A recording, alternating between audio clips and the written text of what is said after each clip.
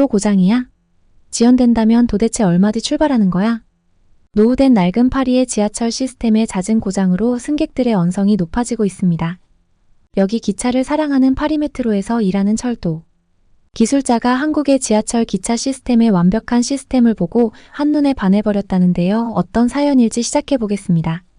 제가 기억하는 한 기차는 제 삶의 한 부분이었습니다. 저는 파리의 북역계어 두노드 근처에서 자랐고 기차가 지나가는 소리는 마치 멈추지 않는 자장가처럼 저를 위로해 주었어요.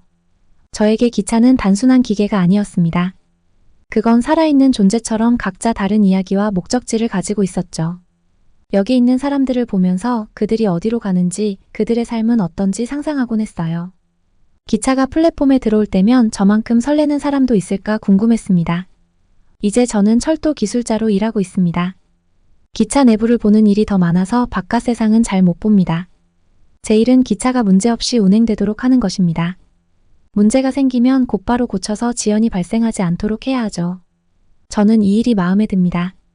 시스템을 점검하고 볼트를 조이고 기차의 모든 부품이 제대로 작동하는 것을 확인하는 반복적인 작업이 저를 안정시켜줍니다. 제 일을 잘하고 있다고 생각하지만 최근 들어서 좀 답답한 기분이 들기 시작했어요. 파리는 아름답지만 이곳의 기차들은 점점 낡아가고 있습니다. 문제는 점점 해결하기 어려워지고 있고 가끔은 마치 끝없는 싸움을 하고 있는 듯한 느낌도 듭니다. 어느 날 오후 동료와 커피를 마시며 쉬는 중이었어요. 우리는 작업장 밖에 앉아서 기차가 지나가는 모습을 보고 있었죠. 그때 동료가 최근에 다녀온 한국 여행 이야기를 해줬습니다. 한국의 음식, 사람들, 도시 이야기도 했지만 제 관심을 끈 건 그가 말한 기차에 관한 것이었어요. 한국의 지하철 시스템은 그가 본 것 중 가장 깨끗하고 현대적이었다고 하더군요. 기차는 시간에 맞춰 정확하게 운행되었고 겨울에는 좌석이 따뜻하게 데워져 있었다고 했어요. 역은 흠 하나 없이 깨끗했고 모든 것이 아주 잘 정리되어 마치 미래에 온 것 같은 느낌이었다고 했습니다. 그 이야기를 듣고 나서 머릿속에서 떠나질 않았어요. 다시 일터로 돌아갔지만 제 생각은 이미 다른 곳에 가 있었습니다. 그 기차들을 직접 보면 어떨까? 그 역들을 걸어다니고 마치 예술 작품처럼 완벽한 운송 시스템을 경험하면 어떨까? 이런 생각이 계속 떠오르더군요. 그날 저녁 퇴근 후 집에 돌아와 바로 조사를 시작했습니다. 서울 지하철 시스템에 대한 영상을 찾았어요. 넓고 밝은 플랫폼, 부드럽고 조용한 기차들이 눈에 들어왔습니다. 그리고 KTX에 대한 기사도 읽었죠. 그건 한국의 고속열차로 나라의 한쪽 끝에서 다른 쪽 끝까지 몇 시간 만에 이동할 수 있었습니다. 한국이 얼마나 교통 시스템에 투자했는지 알게 되었어요. 그건 단순한 효율성의 문제가 아니었어요. 그들은 기차에 대한 자부심을 가지고 있었죠. 저에게도 익숙한 감정이었지만 한국은 파리와 비교할 수 없을 정도로 발전한 것 같았습니다. 컴퓨터 앞에 앉아 제가 직접 본 적 없는 기차들의 사진을 보고 있었어요. 그 반짝이는 은빛 기차 안에 제가 타고 있는 상상을 했죠. 말로 표현하기 어려운 이상한 감정이었습니다. 마치 저를 끌어당기는 무언가가 있었어요. 이곳에 가야만 할 것 같은 느낌이 들었습니다. 단순한 관광이 아니라 그 시스템이 어떻게 작동하는지 제대로 이해하고 싶었어요. 기차가 단순히 이동수단이 아닌 사람을 연결하고 미래를 상징하는 곳에서 산다는 것이 어떤 느낌일지 알고 싶었습니다. 파리에서 지하철 시스템에 반복되는 일상은 제 마음을 점점 지치게 만들고 있었어요. 파리 메트로에서 철도 차량 정비사로 입사했을 때 처음에는 이 일이 정말 좋았죠. 파리의 터널을 기차로 달리는 파리를 움직이는 시스템의 일부분이 된다는 것이 굉장히 짜릿했거든요. 그런데 요즘은 모든 게 달라졌어요. 그 짜릿함은 사라지고 매일 근무할 때마다 깊은 좌절감만 커져갔어요. 특히 기억에 남는 날이 하나 있어요. 그날도 기차가 또 늦었어요. 다시 한번 신호 문제였죠. 처음도 아니었고 마지막도 아닐 거라는 걸 알고 있었어요. 승객들은 점점 짜증이 나고 있었고 저 역시 마찬가지였어요.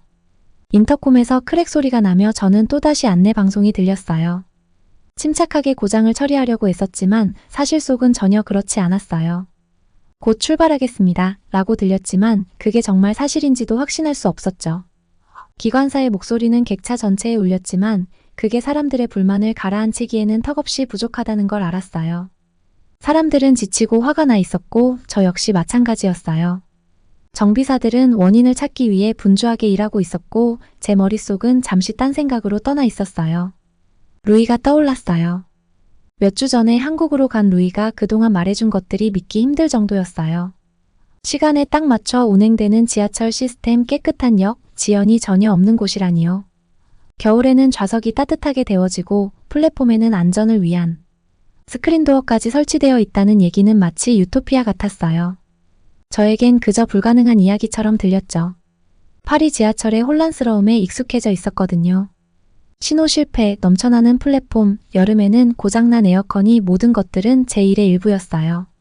그런데 루이의 이야기들은 제 마음속에 계속 남아있었고 그 생각을 떨쳐낼 수가 없었어요.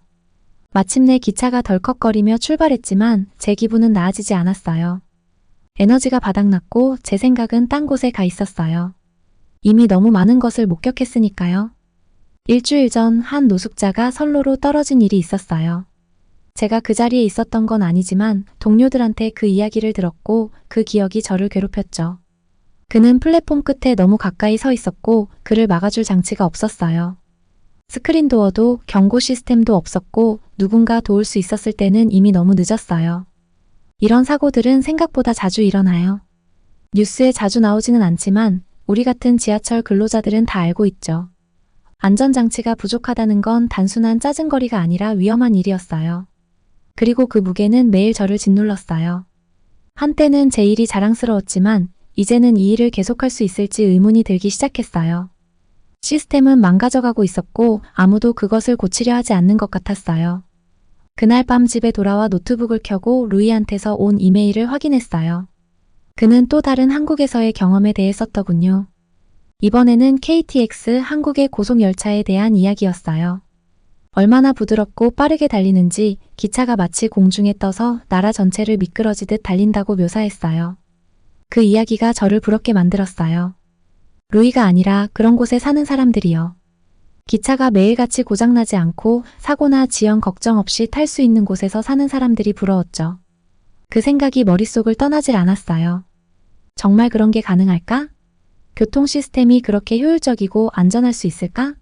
저는 파리 메트로에서 일생을 바쳤고 루이가 묘사한 것 같은 시스템은 본 적이 없었어요. 혹시 제가 너무 오래 이 문제들 속에 갇혀 있어서 더 나은 방법이 있다는 걸 보지 못한 걸까? 그때 결정을 내렸어요. 한국에 가기로 한 거예요. 루이가 말해준 것들을 직접 경험해봐야겠다는 생각이 들었어요. 무너져가는 시스템에서 계속 일할 수는 없었어요. 더 나은 방법이 있는지 알지 못한 채로는요. 다음 날 아침 저는 온라인에 접속해서 비행기표를 예약했어요. 망설임 없이 했죠. 남은 휴가도 조금 있었고 이때가 그걸 쓸 완벽한 타이밍이라고 생각했어요. 뉴욕을 잠시라도 떠난다는 생각만으로도 어깨가 가벼워지는 것 같았어요. 이게 필요했죠. 동료들에게 제가 한국에 간다고 말했을 때 대부분은 이해하지 못하는 것 같았어요. 그저 휴가를 가는 줄 알았고 저는 그걸 굳이 바로잡지 않았어요. 그게 더 편했으니까요. 하지만 속으로는 알았어요. 이 여행은 단순히 떠나는 게 아니었어요. 더 나은 무언가가 있을지 찾아보는 일이었어요. 기차를 사랑했던 처음 그 마음을 다시 떠올릴 수 있는 무언가를 찾는 것이었죠. 출발 전 몇 주는 마치 안개 속을 걷는 것 같았어요. 계속 일을 했고 지연된 기차들과 붐비는 플랫폼을 견뎠지만 제 마음은 이미 서울에 가 있었어요. 깨끗한 지하철역에 서서 제 시간에 정확히 도착하는 기차를 타는 상상을 했어요.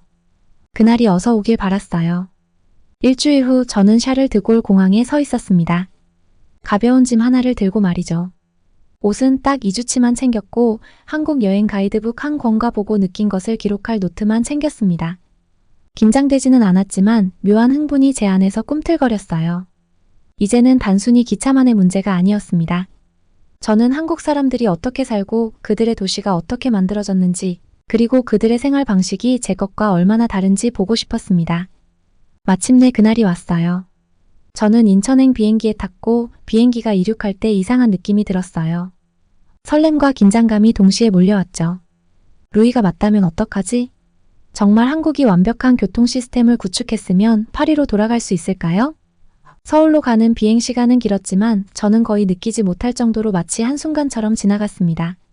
제 머릿속은 온통 도착했을 때 어떤 모습을 보게 될지에 대한 상상으로 가득 차 있었어요. 잠을 자려고 했지만 기대감에 가득 차 있어서 그럴 수 없었어요. 마침내 인천국제공항에 도착했을 때 저는 새로운 세상에 발을 들릴 준비가 되어 있었어요. 에너지가 솟구쳤습니다. 인천공항이 세계 최고의 공항 중 하나라는 이야기를 읽었었고, 비행기에서 내려 세련되고 현대적인 터미널을 걸어갈 때 그 이유를 알 수 있었습니다. 모든 것이 매끄럽고 효율적이며 깨끗했어요. 바닥은 반짝였고 표지판은 읽기 쉬웠으며 모든 것이 완벽하게 작동하는 것 같았습니다. 저도 모르게 미소가 지어졌어요. 공항이 이 정도라면 그들의 기차는 어떨지 상상할 수밖에 없었습니다. 인천국제공항은 루이가 말했던 그대로였어요. 깨끗하고 효율적이고 체계적이었어요. JFK의 혼란과는 완전히 다른 느낌이었죠. 저는 안내 표지판을 따라 지하철역으로 무리 없이 이동했어요. 그리고 플랫폼에 발을 디뎠을 때 마치 다른 우주에 온 것 같은 기분이었어요. 공항철도에서 내려 서울역으로 들어서자 차가운 겨울바람이 저를 반겼어요. 역은 엄청 크고 사람들로 가득했지만 혼란스러움은 전혀 없었어요. 모든 게 마치 잘 짜인 춤처럼 매끄럽게 흘러갔어요. 안내 표지판은 제가 가야 할 길을 정확히 가리켰고 사람들의 말소리와 에스컬레이터, 티켓 기계 소리가 부드럽게 섞여 있었습니다. 역 자체도 놀라웠어요. 바닥은 흠 하나 없이 깨끗하고 반짝이는 표면과 밖에서 들어오는 빛을 그대로 투과시키는 유리벽들이 인상적이었죠. 이것이 제가 한국에서 느낀 첫인상이었어요. 하지만 이건 제가 여기서 볼 것들의 클라이맥스가 아니었죠. 지하철 플랫폼으로 내려가는 동안 가슴이 두근거리기 시작했어요. 서울 지하철에 대한 영상과 사진은 많이 봤지만 직접 경험하는 건 완전히 다른 느낌이었죠. 플랫폼은 정말 깨끗했어요. 쓰레기도 낙서도 낡은 흔적도 없었어요. 공기는 맑고 상쾌했고 파리 지하철역에서 맡았던 그 쾌쾌한 냄새는 전혀 나지 않았습니다. 머리 위에 큰 전광판에는 다음 기차가 도착할 정확한 시간을 초 단위로 알려주고 있었어요.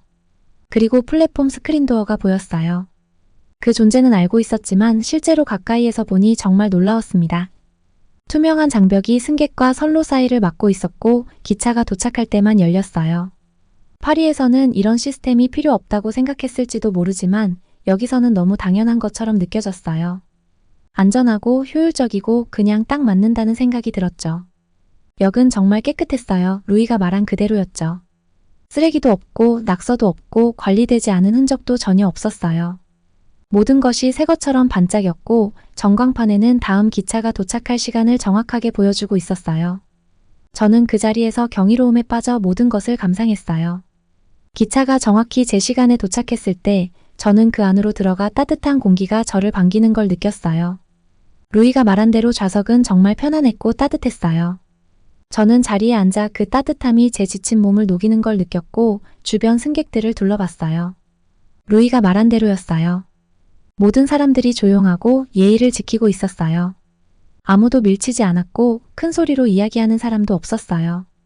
마치 평화로웠어요. 거의 고요함 그 자체였죠.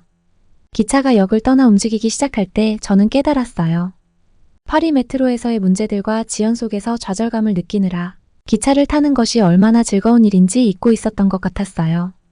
하지만 여기 서울에서는 제가 처음 이 일을 사랑하게 된 그 불꽃이 다시 살아나는 걸 느꼈어요. 공항철도를 타고 서울로 향했습니다. 한국 교통 시스템을 처음 경험하는 순간이었죠. 실망시키지 않더군요.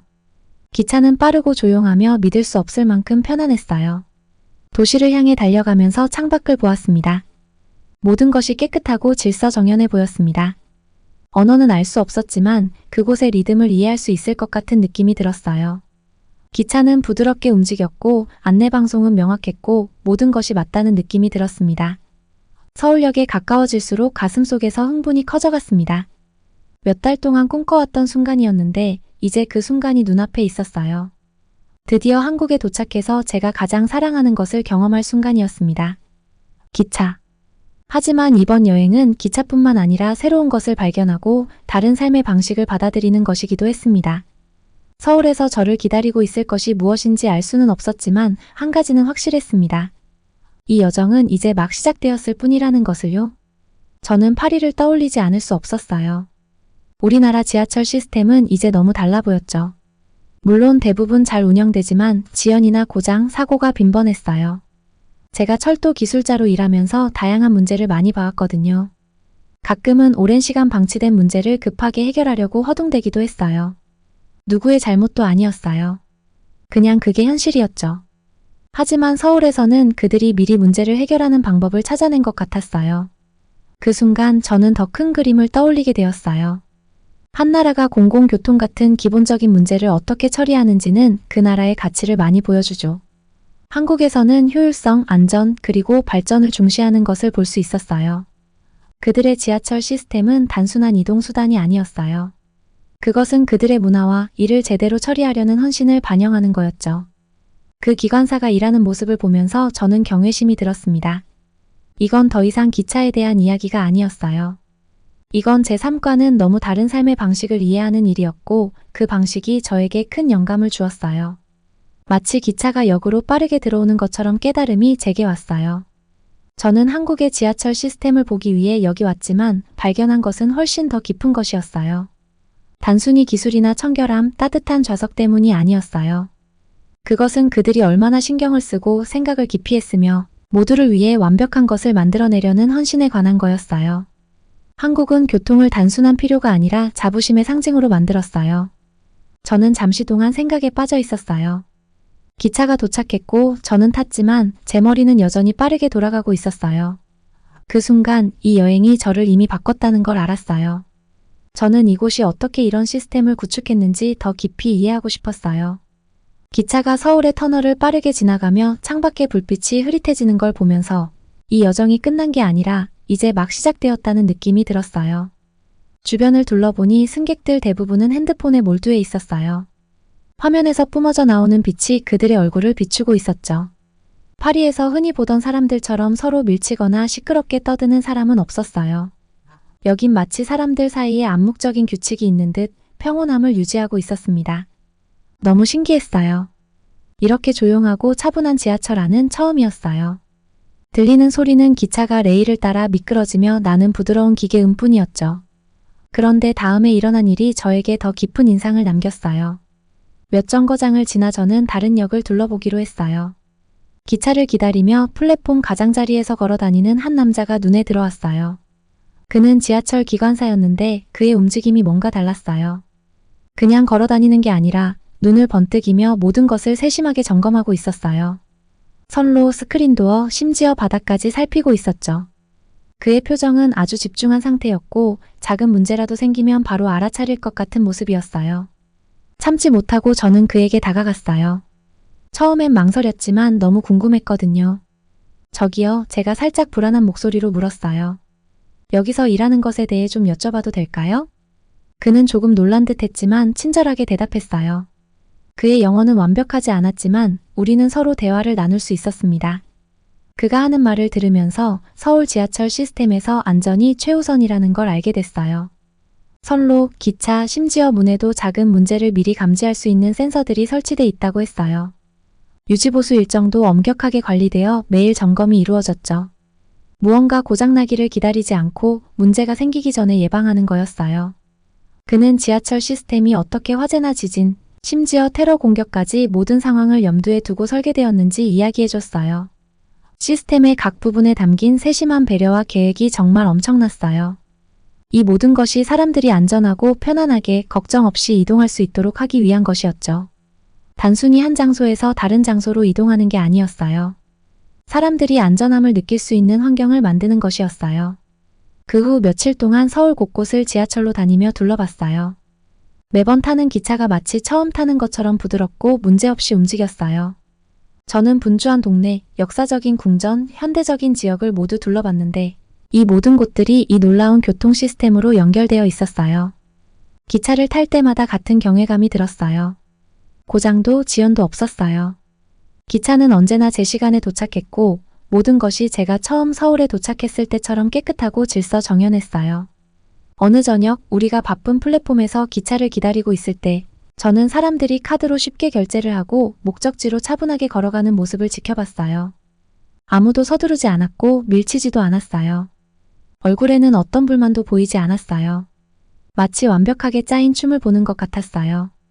저는 잠시 말없이 그 장면을 바라보았어요. 그때 저는 깨달았어요. 저를 감동시킨 건 단순히 지하철 자체가 아니었어요. 그 안에 담긴 정신이었죠. 그건 단순히 이동수단이 아니라 그 시스템을 만든 사회의 모습을 반영한 거였어요. 기차가 깨끗하고 안전하며 효율적인 건 단순히 고도의 기술 때문이 아니었어요. 여기 사람들은 기차를 소중하게 여겼고 자부심을 가졌어요. 규칙을 존중하고 서로를 존중하는 모습이었죠. 저는 그동안 본 적 없는 질서와 존중의 모습이었어요. 기차가 정확히 제 시간에 도착했을 때 저는 머릿속이 맑아지는 걸 느꼈어요. 파리에서 망가진 시스템과 매일의 혼란 속에서 보낸 시간이 떠올랐죠. 그런데 여기 서울에서는 모든 것이 달랐어요. 마치 가능한 삶의 한 단면을 보여주는 것 같았어요. 모든 것이 그저 제대로 돌아가는 삶이요. 그날 밤 저는 도시를 더 둘러보고 나서 혼자 호텔 방에 앉아 서울의 야경을 바라봤어요. 도시가 밤하늘 아래에서 빛나고 있었고 제 가슴 속에 이상한 감정이 밀려왔어요. 저는 단순히 루이가 한 말이 사실인지 확인하고 싶어서 이곳에 왔는데 이제는 여기를 떠나고 싶지 않았어요. 여기 남을 수 있을까? 정말 파리를 떠나 이곳에서 새 출발을 할 수 있을까? 모든 것이 이렇게 체계적이고 이렇게 제대로 굴러가는 곳에서 말이죠. 집에서 하던 일들이 떠올랐어요. 매일 반복되는 파리 메트로의 일상. 지연, 과밀, 스트레스. 선로에 떨어진 남자의 사고도 떠오르고 그때 얼마나 무력감을 느꼈는지도 생각났어요. 그날도 매번 문제가 생겼을 때마다 제가 아무것도 할 수 없다는 무력감이 너무 컸죠. 그런데 여기 서울에서는 그런 무력감이 전혀 느껴지지 않았어요. 오랜만에 느끼는 통제감, 목적이 있는 삶의 느낌이 있었죠. 루이는 이미 한국에서 일하기로 결정을 내렸다고 연락을 해왔어요. 그는 이곳과 사랑에 빠졌고 이곳에서 모든 것이 어떻게 굴러가는지에 매료됐다고 했어요. 그리고 저는 그에게서 그것을 느낄 수 있었죠. 그는 여기서 더 행복하고 평온하게 지낼 수 있을 것 같다고 했죠. 이제 저도 그와 같은 감정을 느끼기 시작한 것 같았어요. 다음 날 저는 다시 지하철을 탔어요. 하지만 제 마음속에서 계속해서 갈림길에 서 있는 기분이었어요. 선택의 순간이었죠. 파리로 돌아가 그 혼란과 좌절 속에서 계속 살아갈지 아니면 이곳에 남아 새로운 시작을 할지 말이에요. 저는 조용히 기차 창밖으로 지나가는 도시를 바라보고 있었어요. 제 마음속에 질문이 떠있는 느낌이었어요. 내가 여기에 남을까? 모든 것을 뒤로하고 루이가 걸었던 그 길을 따라갈까? 기차가 부드럽게 다음 역에 도착했을 때 한 가지는 분명했어요. 제가 며칠 전 비행기에서 내렸을 때와는 전혀 다른 사람이 되어 있었다는 것. 서울은 저에게 새로운 삶의 방식, 새로운 사고방식을 보여줬어요. 이제 선택은 제 몫이었어요. 문이 열리고 우리는 플랫폼에 발을 디뎠어요. 세상은 계속 바쁘게 움직이고 있었지만 오랜만에 저는 마음이 고요해지는 걸 느꼈어요. 제가 찾고 있었는지도 몰랐던 무언가를 여기서 찾은 것 같았어요. 이제 남은 건 그걸 어떻게 할지 결정하는 것뿐이었죠.